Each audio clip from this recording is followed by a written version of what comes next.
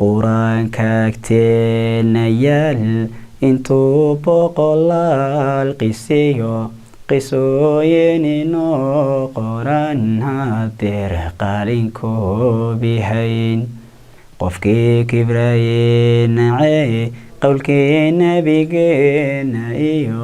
quraanka dhagaysanayn walle qalad buu ku dhacay quruma horu tago dhulkaba laga qaaday iyo qaraan aragooda arag quraanka inoo dhige qomkii rabbi diidaye qabiya xoog weyne iyo quwaadba ku faana buu haddii mawluhu qabtaa fircoonkii isqaataye dadkana quursaday badhe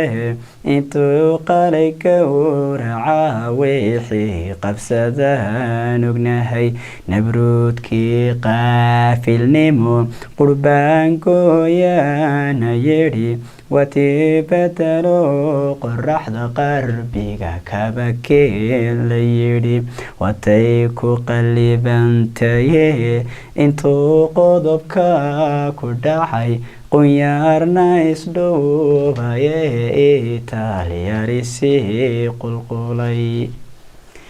taasina intaasay yana ku koobantahay.